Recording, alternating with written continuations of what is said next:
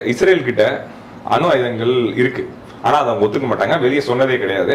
ஆனா உலகத்துல இருக்கிற எல்லா ரிசர்ச் பேஸ்ட் ஆர்கனைசேஷன்ஸ் எல்லாம் டிக்ளேர் பண்ணிருக்காங்க இஸ்ரேல் கிட்ட ஒரு 200 கிட்ட இருக்குன்னு சொல்லியிருக்காங்க. அல் ஜசீராலையும் சரி, அல் ஜசீரா ஒன் ஆஃப் இது, பட் நிறைய ஆர்கனைசேஷன்ஸ் பிரான்ஸ், இத்தாலி எல்லாமே ஒத்துருக்காங்க அவங்க கிட்ட ஆயுதம் இருக்கு. ஆனா ஈரான் ஓப்பனாவே அவங்க கிட்ட இருக்குன்னு அவங்க சொல்லியிருக்காங்க. ஆனா ஆயுதம்னு சொல்லல, அது எலக்ட்ரிசிட்டிக்காக நாங்க கிரியேட் பண்ணி வச்சிருக்கோம். ஆனா இப்போ ஈரான் கிட்ட இருக்கிற ஆயுதங்கள் எப்படி சொல்லணும்னா, ஒரு 100% பேட்டரின்னு வச்சுக்கோங்க. 100% ஆச்சுன்னா அது வெடியா மாறிடும், அது வெடிகுண்டா மாறும். ஆனா 70% இருந்துச்சுன்னா எலக்ட்ரிசிட்டிக்கு பயன்படுத்தலாம்.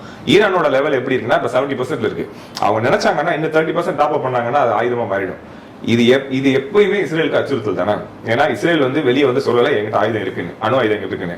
ஆனா ஈரான் ஏற்கனவே சொல்லிருச்சு பல இடத்துல என்கிட்ட இருக்கு, ஆனா நான் அதை ஆயுதமா மாத்துறேன். இப்ப இந்த என்டையரா இந்த ட்ரம்ப் போடுற அந்த டீல் சொன்னாங்க, இந்த ட்ரம்ப் ஒரு டீல் போட்டு நீங்க ஆயுதமா மாத்தாதீங்க, எனர்ஜிக்கு வச்சுக்கோங்க, நாங்க உங்களுக்கு எக்கனாமிக்கலா சப்போர்ட் எல்லாம் பண்றோம்னு சொன்னது எல்லாமே அதை மாத்தாம இருக்கிறதுக்கு தான். ஆனா இஸ்ரேல் நீ அதுக்கு என்ன நினைப்பனா, அமெரிக்கா நீங்க அங்க உட்காந்து சொல்லுவேன் இவங்க கிட்ட டீலும் போட்டுப்பேன் பீஸா வச்சுக்கலான்னு. ஆனா இவன் என்னைக்கு வேணாலும் 30% ஏத்திடுவான்.